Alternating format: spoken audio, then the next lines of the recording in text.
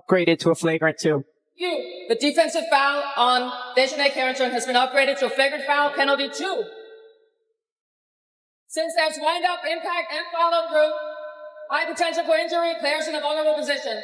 Since the basket was successful, Sophie Cunningham will receive 2 free throws to make 1. There's wind-up, there's follow-through, there's potential for injury, the player's in a vulnerable position. And so Dejanay Carrington, who had been off to... The most shocking moment of the WNBA season did more than stop a basketball game. It sent the entire league into chaos.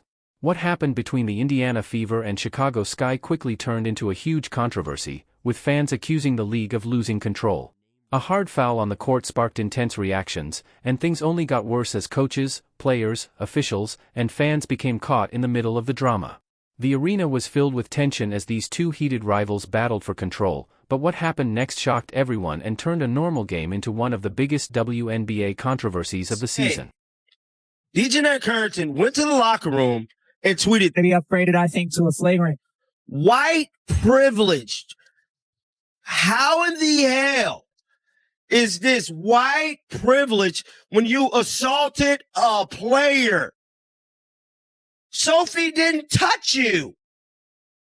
How is this a race issue? Make it make sense. Because I am definitely confused here, guys. I mean, I am hella confused. How is this a race issue, bro? And then not only that, Sophie Cunningham speaks on the matter. So immediately after the game, y'all know the reporters wasted no time catching up with the soapster. And a lot of stuff did happen, and I did forget about During the opening quarter of this high-stakes game, the Indiana Fever came out looking to play tough and set the tone early against the Chicago Sky. Sophie Cunningham grabbed the ball and raced down the court on a fast break, looking to finish with an easy layup. Cunningham had already built a reputation as one of the Fever's toughest and most physical players. But right behind her was Chicago Sky guard Dejanay Carrington, who quickly closed the gap as the play became more intense. In just seconds, the fast break turned into a dangerous collision that shocked everyone watching. So she said they gave us the same explanation. And when you mix that in with what the referee said even transpired in the first place once again. Yeah, she intentionally seeked out the official. Caitlin Clark intentionally seeked out an official and used you were backwards to them. Did you even know they were there in that moment? And through the forearm. And through a forearm. So Caitlin intentionally, that's a wild accusation, by the way, not accidentally, intentionally ran in and seeked out an official and threw a forearm. When you can clearly see in real time that Caitlin Clark was literally hip bumped by Natasha Howard while she was mobile. You guys know when you're running, you are in a vulnerable position. Any slight push or anything can really exaggerate your trajectory and where you're headed. So clearly was a foul. It was not called. How is that a forearm extension? Can somebody please let me know, how is this a forearm extension? So clearly was How is this a forearm extension? Is this a forearm extension to you guys? If anything, that's a backhand extension. But this referee wouldn't know that. I'm telling you, man, this target on CeCe's back is clear as day. But anyways, Caitlin Clark already knew what was going on. As I said, she was a little too confident right here. President Clark, somebody must have told her something. This was my reaction to it. I'm on the bottom right if you can't tell. Another technical foul. I know that can lead to another suspension. Of course, Kelsey what are your thoughts on what happened? She said I ran into her. I've already watched it on the tape, so we'll let the league decide, but it wasn't intentional or anything. So I'm hoping it's getting rescinded, Holly. And nothing was said. Nothing was said. I'll see. She said it wasn't intentional. But the moment still shocked everyone. As Cunningham went up for the layup, Carrington made heavy contact with her head and neck, sending Cunningham crashing hard to the floor while the ball still dropped through the basket. The impact was so sudden and intense that the entire arena went silent for a moment. What looked like a normal fast break play instantly turned into a scary and controversial moment, leaving players, coaches, and fans stunned. I hope she's done at the end of this season. I don't care if Dejanay Carrington played for you in the past. Sophie Cunningham, Caitlin Clark, they are in your locker room right now, and you are defending Dejanay Carrington. We're going to compare what you had to say, Stephanie White, to the fans, what they had to say about Dejanay Carrington calling this white privilege. Nasty work, man. Welcome to Keep the Vision. Make sure you like, comment, subscribe, share the channel, hit the bell notification, like the video. That'd be greatly appreciated. We got to get into it, man. Stephanie Dingbat White, bonehead. The lady has no idea what she's doing. She's in over her head. She's way over her head when it comes to this job. She needs to go back to being head coaches of teams that nobody really gives a damn about. And it's that simple. Take a listen to Stephanie White defending DiJonai Carrington.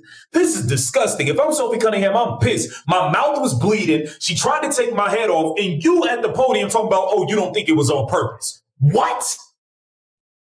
And also there was, for Steph, there was Sophie's flagrant foul from DiJonai. Just what was your reaction to that? Just your thoughts on what happened. Yeah, I mean, look, it was a hard foul. I don't think that DiJonai intentionally came out to get her across the neck.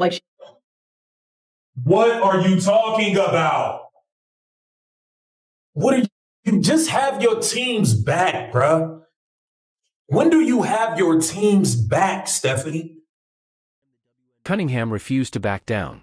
She quickly got back on her feet, clearly furious after the hard collision, and confronted Carrington. She shoved Carrington before teammates and officials rushed in to separate them.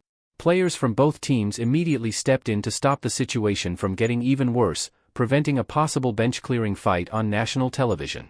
The arena suddenly became tense and chaotic as the referees struggled to regain control of the game. At all. She was ejected from the game. It was a flagrant 2. The refs got it right. Don't worry. They'd fuck that up later. I mean, I can't give them credit. How about this, folks? This is me, yours truly. Follow me on the Twitter, @Rhodes How about this, folks? Quote, white privilege with your blonde hair. Yeah. Culturally appropriating Sophie Cunningham's hair? Oh, that's a bad look. I'm just pointing that out. Now, I tagged the WNBA in this @WNBA. This feels like a threat against the Indiana Fever. DiJonai tweets out 8:23 with a smile. Now, again, that's the next time they play, folks. What you gonna do on 8:23? What's going down 8:23 at Kathy Engelbert? At W? You got your ears on? That sounds a whole lot like its own site. Its own site. Clay Travis, blatant racism on the foul in the tweet. She should be thrown out of the league for the rest of the year. But it's the WNBA, so she would probably get a 5-year contract extension. Yeah. The league just tweeted out. Carrington was ejected from the game after the referees upgraded the foul to a flagrant 2. The officials reviewed the replay from multiple angles and decided the contact involved a strong wind-up, serious force, and dangerous follow-through near Cunningham's neck. Carrington was sent to the locker room, but the drama did not end there. Soon after, she posted a controversial message on social media about white privilege and tagged the Indiana Fever, causing the situation to explode online. Fans and commentators immediately began arguing over whether the post was a personal attack or a response to the growing controversy. Some even claimed the post sounded like a threat toward the Fever's next meeting with Chicago. After the game, Cunningham made her feelings clear. She said she believed the hit was intentional and completely unnecessary, adding that she had no personal history with Carrington but felt there was clearly some built-up frustration. Cunningham also made it clear that she would not simply stand there and accept a hard hit without defending herself. Then came another shocking twist. Fever head coach Stephanie White appeared to disagree with the idea that Carrington intentionally targeted Cunningham. White called it a hard foul and agreed with the flagrant 2 ejection, but said she did not believe the contact was intentional. Her comments immediately caused backlash from fans who expected the coach to strongly defend her own player. Critics questioned why White seemed unwilling to condemn the play more strongly after Cunningham had been knocked to the floor. Meanwhile, Chicago Sky coach Tyler Marsh also avoided taking a strong position. He said he had not seen the replay and believed Carrington was making a play on the ball. When asked about Carrington's social media post, Marsh said he had only just learned about it and would deal with it internally. But the controversy was far from over.